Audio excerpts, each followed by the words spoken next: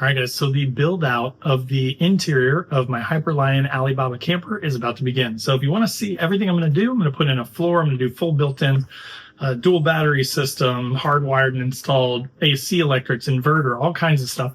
Stay tuned. This may turn into a multi-part video because there's a lot of stuff I've got to do. I've got 2 days this weekend to get some heavy work done on it. So I'm going to be putting a ton of time in over the next couple of days.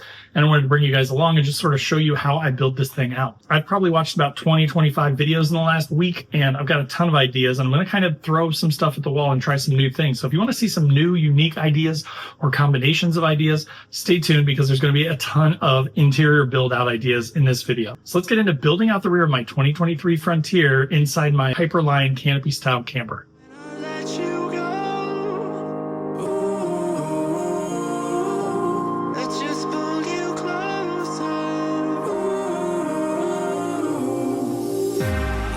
Understand where it came from, but you got it, my got it. It began in the land of the sandstorm. I fought it, though I wanted everything to do with what you give to me.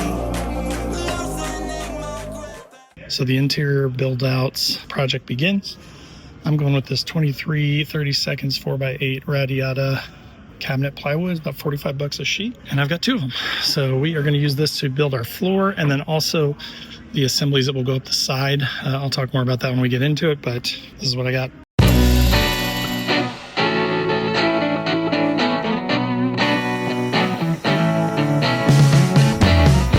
All right, guys, so quick update on the sort of built outs on the inside. So here's my plan. This piece back here is going to be my power wall. That's essentially going to be in the back of the truck. Now I'm going to put this all together after I HiperLion it. I'm going to show you what I mean. But this is going to stand upright in the back of the truck, and then I'm going to build a bench in front of it that's going to act as the support to hold this thing up and all the electrics on it. And then the batteries will sit on top of the floor, these 2 sections, and be built into the inside of that bench. And then that bench will again provide structure for the actual power wall to stand up. And then all my electronics are going to be on that wall, so they're all accessible. I can, add things to it if I need to, but everything is getting HiperLion. So this is going to get HiperLion. If you are not familiar with HiperLiner, I love this stuff. I've used it on multiple projects now. It's self-leveling, it's rubberized. Basically what it's going to do is turn these wood boards into rubber-coated boards. So you still have all the functionality of wood. You can screw into it, you can attach things to it, but it's completely waterproofed. It's stronger. It's pretty much wear proof. Like, I've walked on this stuff. I've used it a ton on exterior, like in the UV and stuff, and it holds up really well to all that stuff. It's meant to be a bed liner, right? Always sand down your wood, put on a first light coat, put on a second. Sometimes I will also do a third coat until you get like a good thick coat on the wood with the HiperLiner, and then you're good to go. I'll put a link to this one in the description below. This one is a whole kit. It comes with 2 rollers and a paintbrush, and then the HiperLiner, which is all that you need. But so we're going to be applying this to these. So then this is part of the floor too. So essentially what I did was I measured my bed. I've got these little bulkheads at the back here that I had to cut out for, and then sort of cut around my fender liners. So this piece goes in the back, but if this was all one piece, this is too wide to fit into the bed. So I had to separate it. So we've got one section there that is 44 inches across, which is the distance between my fender flares, and then about 20 inches deep. Then the remainder of the distance from the back of the bed to the front, which is about 56 inches in the Frontier. So this is about 36 inches here from the front to the back. That is the distance here. So 44 inches across there to fit in between the wheel wells. Had to sort of notch this out a little bit, cut out these bulkheads at the back. And then I actually insert this through the side. So I actually slide that down through the side there. And then the plan is we are going to take a few 1-bys to fill in this corrugation, maybe like 3 of them across here. Lay those down, and then screw the 2 different sections of board that are going to make up the floor into those pieces of wood that sit in the corrugation. That keeps it from sliding back and forth, gives it a little bit more rigidity. You don't have to worry about it warping as much, and then also ties those 2 pieces together so that I'll have one solid floor. But the basis of that, again, is going to be that HiperLiner, kind of just making everything super stout. Now on the floor pieces, I'm going to do both sides of it. On the wall, I'm just going to do the inside of it with the HiperLiner because you won't be able to see the back. That shouldn't be exposed to any elements. But if any water ever gets in here, gets underneath of here, I want that board to be protected from the weather. So it is a treated lumber, but just to be safe, the HiperLiner will then make it so that there's no way it can ever get any like mold or rot or anything on it. It's just going to be like a big rubberized board. So again, I just don't want to do too much. I want to kind of play with it, get used to it, make sure that I like it. And then as I use it a little bit, then see what I want to add to the side. So, but for now, bench, power wall, floor.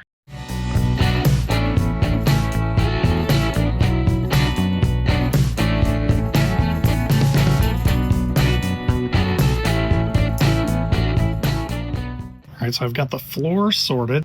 So this solves the problem of connecting the two pieces of wood and making them stronger, as well as keeping it from sliding side to side and filling in the corrugations to give it more structure so that it doesn't flex or bend at all.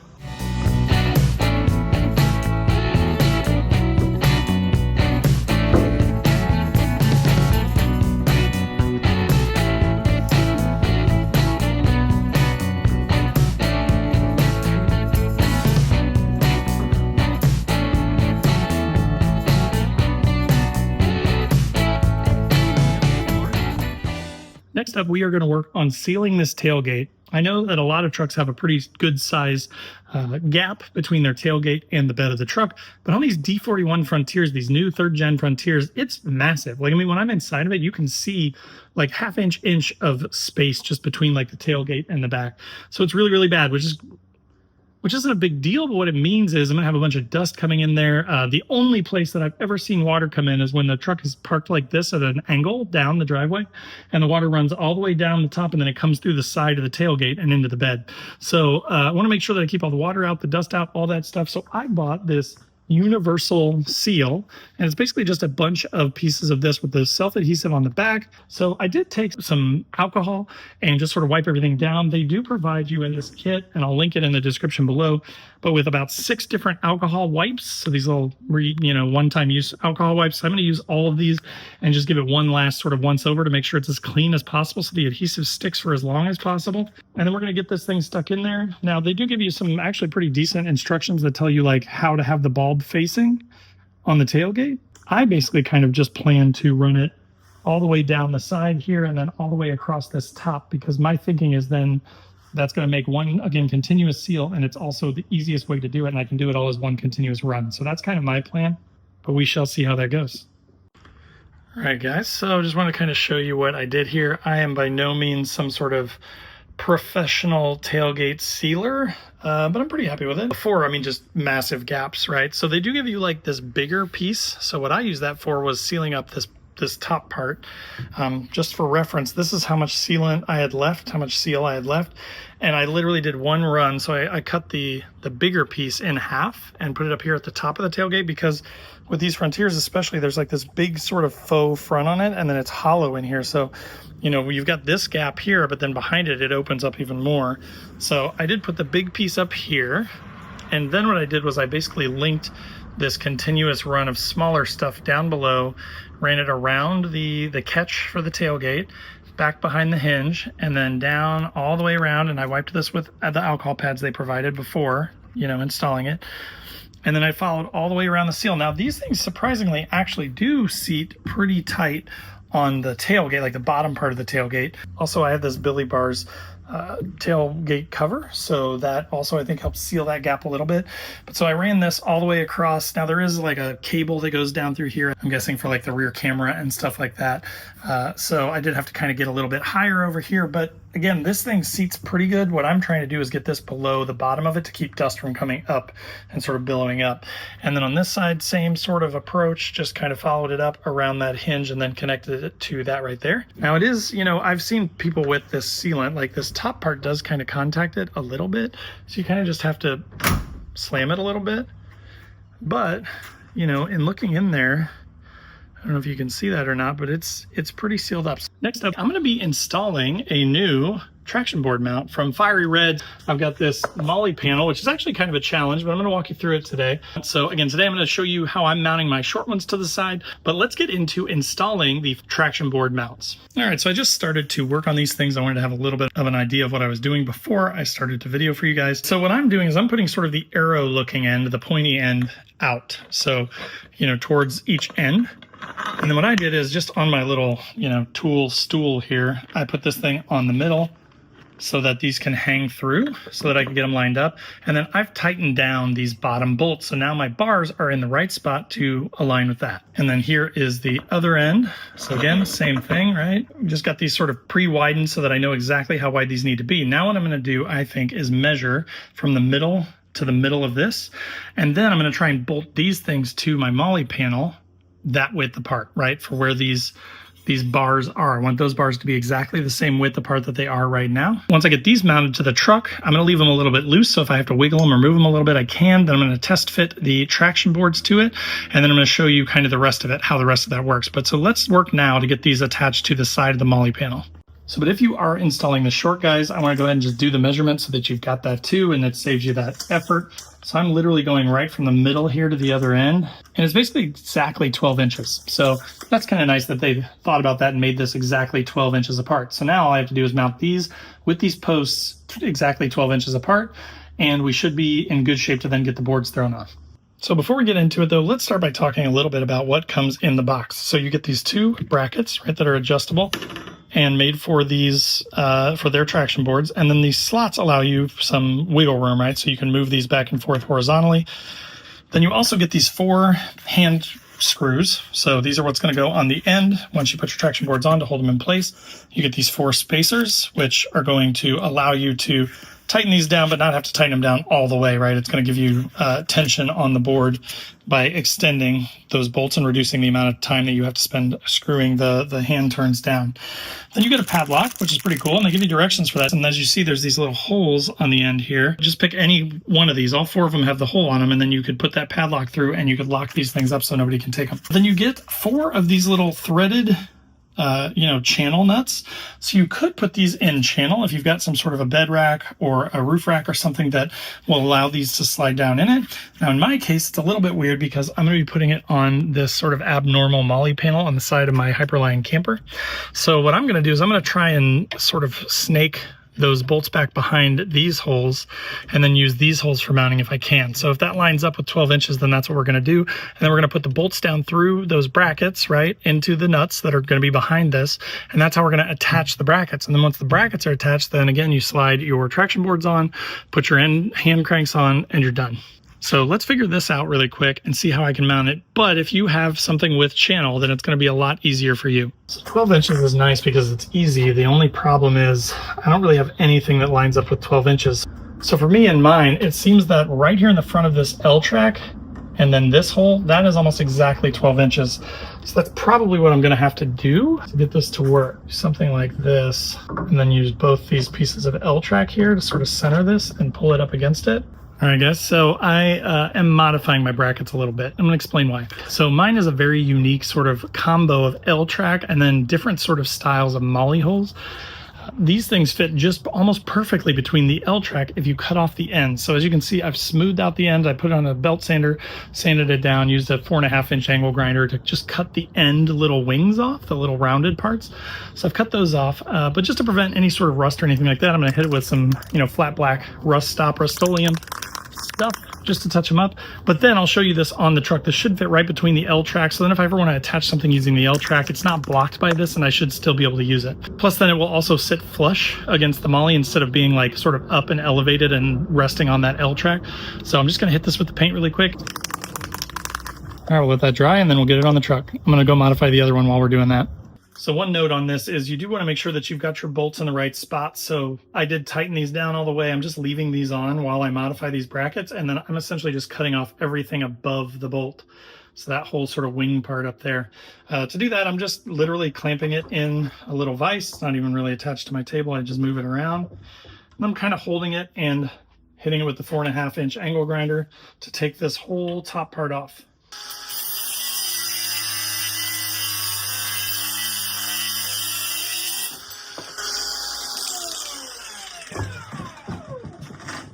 Once I get it cut down, then I'm moving it over here to my little Harbor Freight belt sander and just smoothing it out a little bit.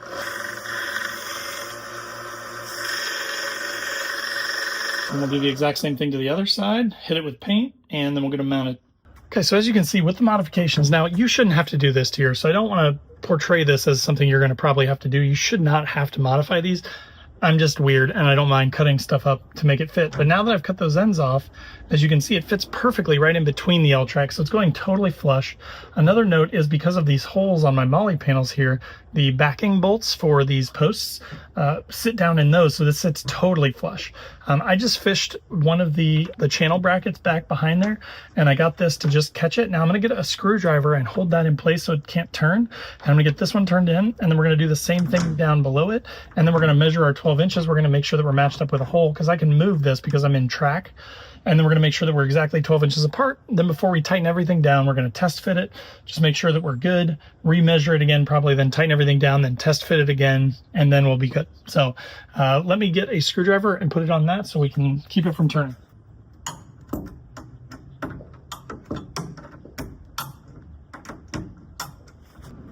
All right, so I was able to get that to work. This fits up here perfectly. I'm going to finish putting it on here in a second. But I did want to touch on too, the instructions that they give you are actually really, really good. Like, it kind of gives you ideas for how to mount it. It shows you exactly how the pieces go together, which is really nice. And then also, most importantly, they show you how to do the padlock. But I still found this a little bit tricky, so I just wanted to put it in a video so that if you are here because you bought this and you're like, how the heck do I program this padlock, right? So essentially what you do is you turn it to 0, 0, 0. So there's like arrows at the top and bottom here. So whatever numbers are in between those are the ones that are your combo. By default, it's 0, 0, 0. Okay. You put in your 0, 0, 0. You pop the top open. What you do is you turn it. So when you look at the top here, I don't know how well you can see this, there is sort of a like cutout back behind the padlock. And then there's also one off to the side. So what you do is when you unlock this, you pull this up, you turn it to the side, so 90 degrees to the side. So this is, here, let me just show you. So I'm gonna pull mine apart just like that. But so you turn it to the side, push down on it, and then while it's pushed down, you change it to whatever code you want it to be. And then once you're done with that, then you can pull it back up, turn it, lock it in place, spin it, and you're locked. And then you should be able to go back to, you know, whatever combination you set it to, and voila, it opens. So anyways, that's it. You just take this, literally turn it to the left, push it down. While you're holding it down, turn it to whatever combo you want, turn it back, lock it, spin the dials, and you're set. So now while I put this on here, let's talk through another couple of tips that I learned. So if you're doing this on a HiperLion camper, just like I do, and you have this same style molly panel with the L-track on it, I figured out a cheat, a workaround. So these spacers that hold this away from the actual door are double-sided threaded spacers. So inside of the door there is a nut, and actually the Allen head is the same size as the hardware that came with this kit. So I was able to use the same Allen wrench that I was using to put this all together to take this apart. So what I did was I pulled 1, 2, 3, 4, 5 out of the bottom. So again, there's still one on the inside that's holding that spacer in place. So all I have to do is put these 5 back in there. But in doing that, it allows me to just sort of pull this away like an inch. So then I was able to get my hand back behind her to get these blocks in place and then hold them while I tighten them down. And then now I'm going to put the bolts back in here, these bolts back in there to tighten that back down, and we're good to go.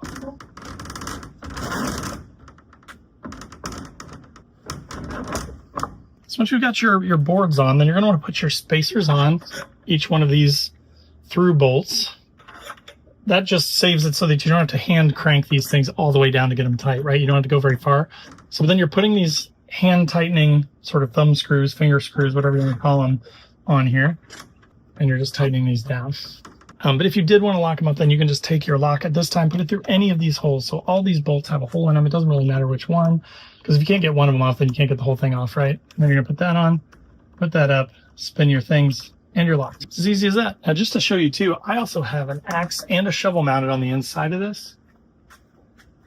But even with those things mounted on the inside and these traction boards on the outside, at least with my HiperLion, these gas struts are plenty strong. It still goes up just fine. You can tell that there's weight on it for sure, but it still goes all the way up. It holds itself up just fine. So just be wary of how much stuff you attach, because obviously then at some point you may need to put stronger gas struts on it or something like that. For now though, totally fine the way that it is. All right, guys, it's day 2 of working on the build out of the camper. I've got the traction boards on here. I've got the third brake light wired. Today I'm going to be working on the awning mount. So I really want to get my awning on here. I miss it. It's from Rain Outdoor. I'll put a link in the description down below, but one of the best awnings I've ever had. It's awesome. But I miss having that 270 coverage and the ability to just sort of throw it out on a whim when I need it. I was trying to fabricate something from extrusion, but then I just really wasn't happy with it. It wasn't very strong. So the bolts that I was using and then this extrusion stuff kind of like pulling away from the truck. Awning only weighs about 60 pounds, so it's not super heavy, but when you start to hit bumpy trails and stuff, I did not want to have to worry about this extrusion stuff failing or pulling a bolt out. You can kind of see right there, it was already starting to like strip away the aluminum a little bit, and I hadn't even driven the truck. I just mounted the thing. So reached out to my buddy Kai at Rain Outdoors, and he said, I'm actually working on a set of custom brackets that will make these things work with campers like yours. So he sent me a pair of these. These are pre-production, but they're really nice. I mean, they're really beefy. So essentially these holes here line up with the channel on the back of your awning. So this is what your awning is actually going to attach to. And then this side has slots, so you could, you know, line up anywhere that you want on it and then bolt it down to your channel. So essentially what we're going to do is we're going to take this, put that right on there, run some channel bolts, and then attach that, and then do the same with the other bracket up front. And then our stock bolts on the back of the awning will fit through those other holes. I'll probably spread them because I've only got two per side. So I'll put one on the bottom on the left side and then one on the top on the right side, vice versa. And then that's how we will mount it. So this is going to go with this slot down onto my channel like that. And then again, I'm just going to line up the bolts from the awning right there. So it should make installing this super easy, and it's also just going to give me a really nice, beefy, out-of-the-box solution. I don't know when these are going to be available, but I think the price point is going to be less than sort of comparable options from, you know, other camper builders and stuff like that. So should be a great option for folks like us with the HiperLions or the Kins to be able to mount awnings to the side of these things. So I'll put a link in the description below as soon as I have it to these things. Or if you want to know more about it, just shoot me an email, shoot me a DM on Facebook or Instagram, and I can connect you. All right, so we are installing the Rain Outdoor brackets, and these things are amazing. So because of this slot in the back, I was able to just put these bolts in my channels and then slide it down over the top of it. And we pre-put the nuts on, which are their flanged nuts. I'll put a link to these in the description down below. But the flanged nuts then were able to hold it. So we turned it down finger tight until the nylock caught, and then basically just slipped this whole bracket, which is already mounted to the back of the awning, down on those slots, and then it just lines up just perfect and goes right on there. And then all you got to do is, I'm actually going in from the top because my door of my camper down here is interfering with the bottom. But from the top, as you can see, it's really easy. I can just get a wrench, a ratcheting wrench down in there to turn these things on. So super beefy, super strong. I mean, as soon as we slid them down on, we could tell that these things weren't going anywhere. So today is a big day. We're going to be installing the power wall is what I'm calling it. I'm going to have a whole wall at the back there where all the Red Arc stuff is going to live. The dual batteries are going to be built into a bench down below here, and then all the power will be exposed up here on the back so that I can easily modify it, add things to it, subtract things, troubleshoot if there's ever a problem. But everything will be you know, utilizing space that otherwise would be wasted, and also just out in the open, so it's easy to use. What we ended up doing was, so I've Herculined this whole wall, and this is upside down right now, and I'll show it to you when it's in a second, but we're going to stand this thing up in here. We've spaced out the back with a 2x4 basically, and then gotten some 3" by 3/8 bolts and some channel nuts. And then what we're going to do is we're basically going to lock this thing into that channel back there in the back of the truck, and that's what's going to hold it. Then of course I'm going to build a bench in front of it later that will also add some structure, but this is just a way to kind of get it bolted to the actual truck itself and hold it in place before the bench goes in. So we're going to stand this up in here now and get these channel nuts locked in, and then this will be good to continue to work on. We're going to start wiring all of the accessories from here. All right guys, so we have the power wall up. Nothing is actually wired yet. We do have the Red Arc TVMS up there, the lead time 3000 watt inverter down here, and then the Red Arc Manager 30 over there. The plan is, so right now this is bolted into my back channel there, and then we notch some holes down here at the bottom to allow for pass-through through the two grommets in the front of the truck. The goal eventually will be to cover up all these bolts, so basically about above, a little bit above the Utilitrack there will be where the bench will go to. So the bench will be up higher, probably go out over the fenders, but then that'll be strong enough for me to climb up into the tent from the bed of the truck. And also that'll be where the batteries are stored. So the batteries, these two 320 amp hour heated lead time batteries are going to go in there. So I'm going to have 640 amp hours, which is going to be overkill. It's amazing. I love it. The reason that I'm going with this much capacity is twofold. One, I don't want to have to mess with anything. I don't want to have to worry about it. The next time I go on a 2-week trip to Wyoming, I don't want to have to worry about, you know, if I discharge a whole lot. I plan to run a lot more AC stuff. So I'm going to be running a Stoke Voltaics electric stove, which takes about 400 or 500 watts constant when it's on. I'm also going to be charging my e-bike off of this. I've got chainsaw batteries. I've got cameras and all kinds of things charging off AC, and an AC box that I built that I'll show you here in a second. So lots and lots of stuff kind of constantly pulling power one way or another. Plus then I'll run a diesel heater. I've also got a new AC/heat pump that I'm going to be using some too. So all that stuff will be involved in that. All right, so we're moving kind of fast. Got a buddy over here this weekend helping me with all this electrical stuff. So just wanted to kind of catch you guys up a little bit. Sorry, this hasn't been as much of a step-by-step, but of course, everyone's setup is going to be completely different. So it depends on your power system. It depends on a lot of things. But essentially what I did was I cut a 44-inch across by, I forget the height. Again, that'll vary based on your vehicle. I basically tried to cover up the window just because I can't see out the back anyways. And I'm going to have a Wolfbox G900 Tri-Pro camera with a backup camera, so I won't need to see out of the back, but that covers up that window, makes it look a little nicer in here, and gives me a way to mount all my electrical up high here so it's accessible. Down here will be a bench that will hide the batteries, and then also all the wiring we're just going to run straight down into that bench, and then all the connections are going to happen down in the bench, so they're kind of hidden and just out of the way and a little bit neater. But it's all modular, right? So I could just connect new things whenever I want. We're going to put universal sort of fittings on the end. I can put a link to these in the description below, but just 12-volt universal plugs, so that then whenever I wire up a new set of lights or, you know, interior lights or charger or anything like that, I can just hook them up via those universal plugs and plug them in. So that's going to be nice. We've got our lead time batteries down here, two 320 amp hour heated batteries. Those are both charging on the tender right now. I am working right now. So this floor has corrugation, you know, the stock corrugation underneath of here that these all trucks come with. I put some 1-bys in a few of those channels, and then I screwed those together. I think I talked about this earlier, but that connected the back portion of the floor to the front portion. That keeps it from sliding back and forth, but it doesn't keep it from going up and down. So what I'm doing now is I'm using this extrusion that I already had with these angled connections, and on these Frontiers there are stock 12 mil bolts that hold little D-ring holders in here, but that's going to be covered up by my fridge, and as you can see over here, it's already almost kind of covered up by this, which I'll talk about in a second. But so I'm pulling these off and using those stock 12 mil bolts to attach to the piece of extrusion via an angle on the side, and then I'm using another angle on the front and basically screwing it into the wood floor, and that's going to keep it, you know, there'll be a fridge sitting here on top here, there's going to be stuff sitting in here, so it's going to be heavy, but if you hit a big bump or if you get on really rocky sort of terrain and you're bouncing up and down, I don't want this floor to be bouncing around. So as you can see, I'm pulling on this as hard as I can, and that does just sort of force it down. So I'm going to do one on the other side too, and I think between those two, that should keep the floor down pretty well. So the other nice thing is they're out of the way, they're back there, so it shouldn't interfere with the fridge slide or anything like that. So if you have a Frontier or a similar truck with something like this, hopefully that's helpful. Then up here, I just made this panel. My Herculiner rubberized itself, so I don't have any left to Herculine it. So for now, it's just plain wood. But I went ahead and mounted my fire extinguisher there, just so I have easy access. It's on one of those quick release mounts, which I'll put a link to that too. I'll also put a link to this power box back here. This thing is pretty cool. So what I got this for is just to plug directly into the battery. So the Red Arc will handle all the charging and everything, but then this back here gives me 4 USB-A ports, 2 USB-C ports, 2 cigarette style lighters, a few Andersons here on the side, and it's powered by Anderson, so it's really easy to plug and unplug. So this is just kind of back here to show me a quick state of charge, to give me access to some power outlets if I need to charge a phone or something like that. It's also got a built-in light on it, which is kind of nice. So it's kind of hidden by the fire extinguisher, but it gives me an option if I just want to turn on a light really quick to like find something in the back. I can do that like without climbing all the way up.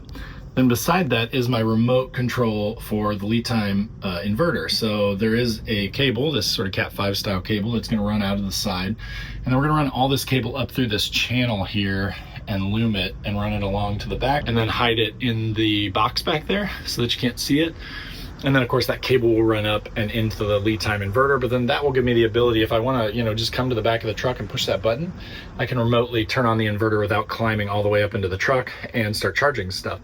There'll be more to come on that. I'm working on a built-in AC box that's gonna have all my drone batteries, my chainsaw batteries, all that kind of stuff. I'm also gonna have charging for my e-bike in here as well. So all that stuff is coming. All right, so this is my weBoost mount that I got. This thing is awesome. It allows you to fold the antenna down, which is the only real problem that I've ever had with this thing. Is I actually cracked one of my antennas on a tree when I was off-roading because mine was up permanently. So I bought this adjustable mount from them that allows you to fold the thing down, which has been awesome. But so I'm getting ready to install it. Previously I had it on a roof rack, so it was kind of pinched around a bar. So I'm not going to be using that. I'm instead going to be using this sort of flat mounting surface on the bottom. And then because of the nature of this channel and kind of how it works, I'm fabricating out of a little piece of extrusion and some corner brackets a way to sort of mount it to the truck up here, and then I'm going to mount the antenna to the top of that.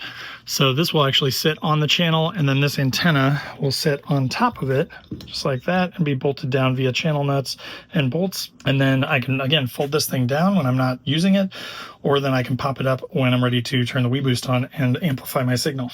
So then as far as where I actually keep the weBoost, I actually store it under my back seat back here, just because it's out of the way. And then there's also a grommet on the back of the truck back in here that passes through into the bed of my truck. And then that is where the cable goes, which you see right there.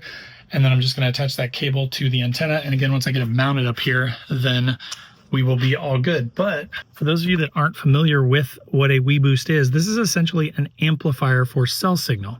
So when you're driving down the trails and off-roading or overlanding, and you start to lose signal a little bit, the weBoost actually takes that and then amplifies it through this amplifier up here. And sorry, my truck is dirty, I do off-road it.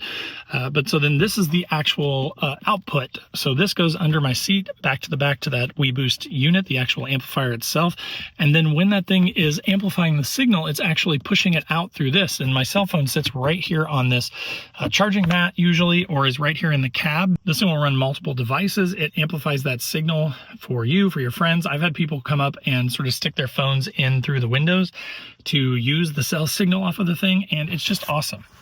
All right, so I fabbed up this little mount out of a short piece of extrusion, a couple of these angled brackets, and then the weBoost antenna, you can undo these Allen bolts on the bottom and turn this sideways. So what I've done is I've turned the antenna sideways. I'm going to mount it on here across the back so then I can, tilt it upwards like this when I need to use it.